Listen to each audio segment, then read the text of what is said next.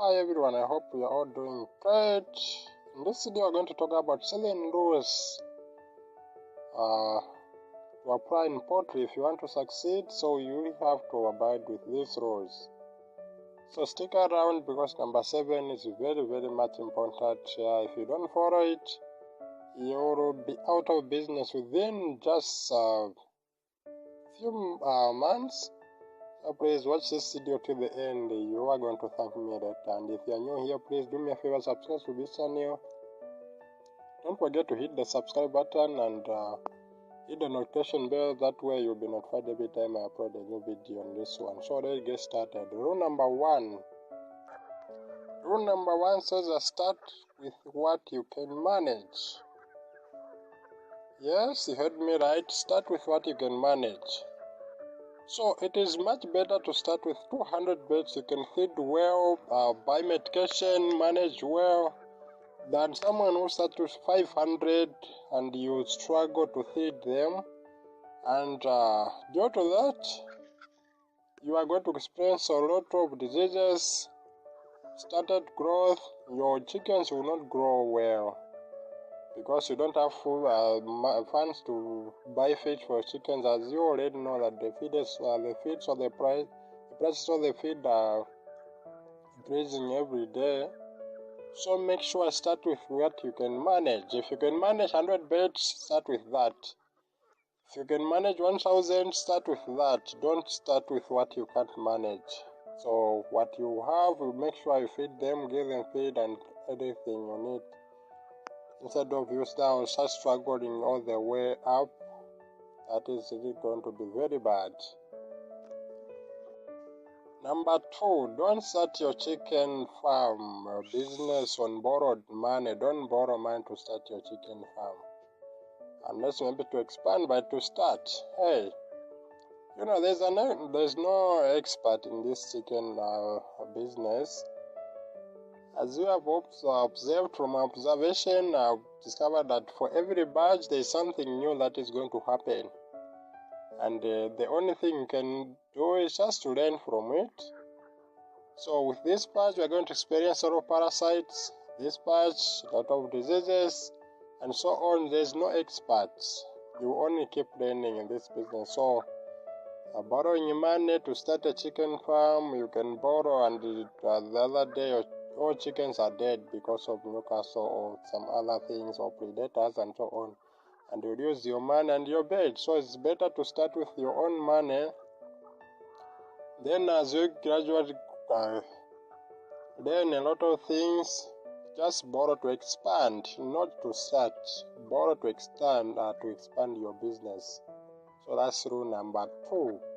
Don't borrow money to start your chickens, but borrow money to expand the chicken business, maybe to buy an incubator or some other fish as well.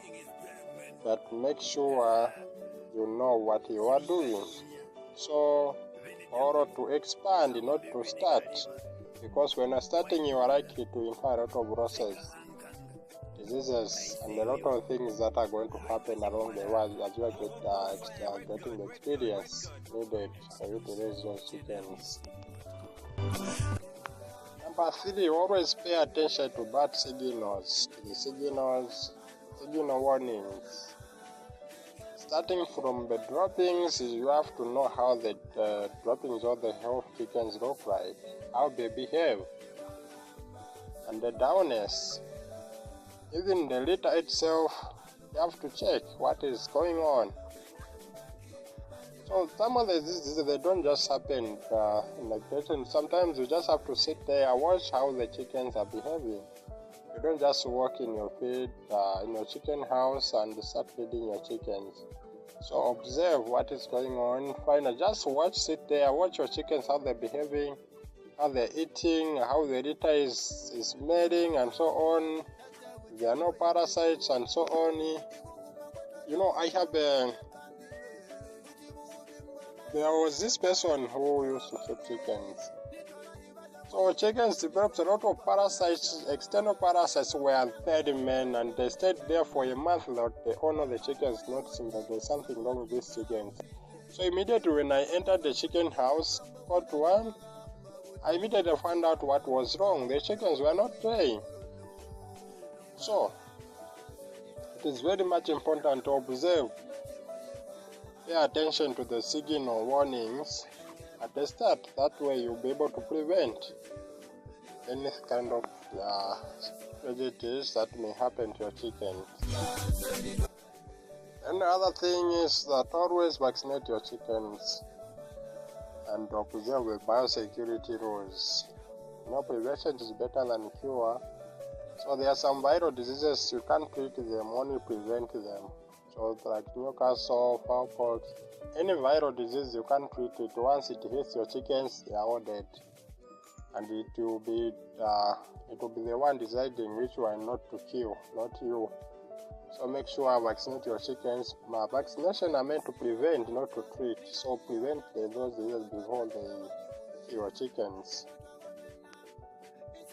Then there are some other biosecurity. I think you know what biosecurity is for those who are just starting out in poultry. Biosecurity, these are just measures to prevent diseases, disease control, access control of movement of people, chicks and other things in and out of the farm, to prevent introduction of any bacterial, viral, fungi diseases into your crops. So make sure prevent. Go and find out on biosecurity rules so that you know what it means and how to implement, and there are rules there. So we have to follow those rules to be able to grow. As you can see, these chicks here. While I brought the chicks, there were Newcastle disease outbreak. So just by following biosecurity rules, I managed to sell these chicks while other chickens were dying outside. So make sure it is very much important to follow biosecurity rules. It's very much important to vaccinate your chickens before they get sick. Another rule is that make sure you know why you want to keep chickens. Sometimes some people they keep chickens for eggs, some they keep for meat, and some they keep for breeding purposes. So know why you want to keep your chickens. Every time I'm asked this question, no, I want to keep chickens. Why do you want to keep chickens? What kind of chickens do you want to keep? No, I want to be getting eggs. Then you know what kind of breeds you can get. But if you don't know, you just get chickens. But for you, maybe you wanted eggs, you get chicken for meat. They are not going to give you eggs. And if you want eggs, you get the chicken for eggs. If you want for breeding, you select the breeds as well. So know why you want to get into that business. What is your main product? What do you want to be doing? What do you want to be getting from those chickens? And once you find out the breeds that are in line with what you are expecting.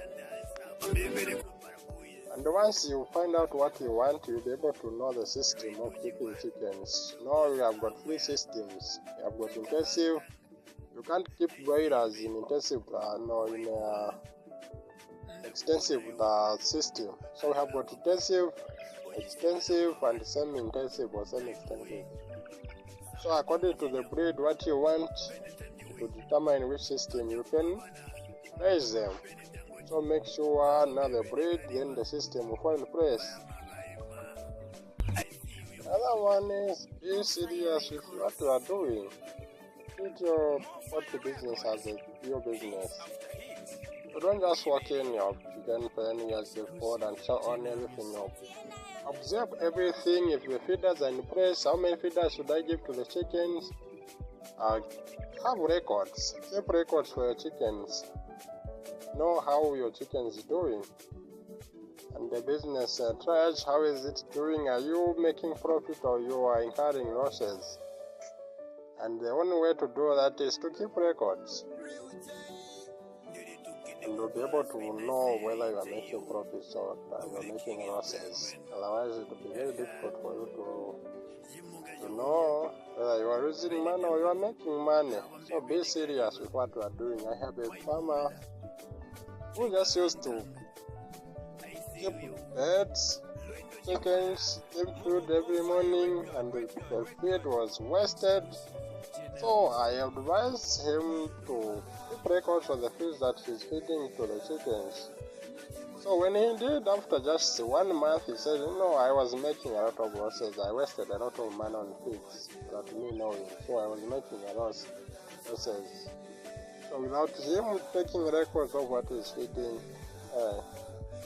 he was incurring a lot of he was losing money every day. So as a result, he found out how much to feed the chickens. So that is very, very much important. The other thing is consult and watch YouTube videos, read books about poultry. Don't just go in there, you don't know, and the diseases, you don't know the problem you're going to incur, and you don't know what is in it for you. So make sure find out, watch some videos like you are doing here. It's very, very much fantastic. Read some books. We have got a lot, hundreds, thousands of books on poultry, on any subjects you're interested in. So find out, seek knowledge. Visit some farmers if possible, those who are doing the same thing. And I'll be glad to share with you everything that they have learned. They know. It will be very, very, very much awesome to do that. So make sure visit some farmers, find out what you have to find out, and you are going to prevent some major mistakes that happen to them. They'll be able to tell you, look out for this, and be able to prevent them before they happen to you. In poultry business, you can lose all your birds in one day if you don't do certain things, and it is really devastating. And for me, I lost almost 3 times, losing everything, only remaining 3 hens.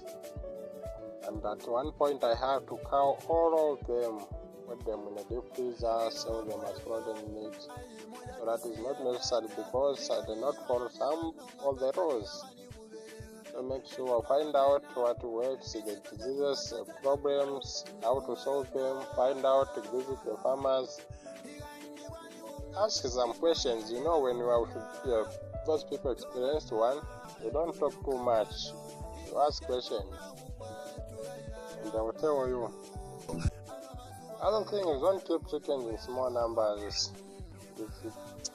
They are going to make sure that they eat everything they can. When you keep chickens in small numbers, it is very difficult for you to make a profit. So at same age, a lot of them, at 100 same age, you are going to make a profit from that one. And this especially is for those who are looking for breeding their own chicks. So make sure at once you hatch up at least 150, not 30 and so on. They are just going to finish your feeds, and you are not going to incur a lot of profits from that. And mixing the chicks with the older ones is a very suicide thing. So the smaller ones will die, while the bigger ones will eat a lot of things. That is really not good. So make sure hatch a lot of things at once. Keep them in the same pen. So if you happen to hatch a lot of chicks at once, and keep them in this pen, then when hatch the following batch, you keep them in the different pen as well. Make sure when they are moved, disinfect that pen, apply wood wash and so on.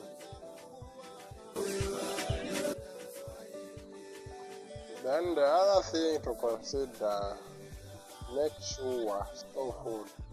Buy food in bulk while they are still cheap and they store them. You will need them when they are expensive. So when you do that, you cut the cost of it when they become expensive. So that's it for today. Thank you so much for watching my video. I really appreciate, and I'll see you in the next video. And if you are new here, hey, what are you waiting for? Hit that subscribe button, notification bell, like the video, and thank you, and hit the notification bell.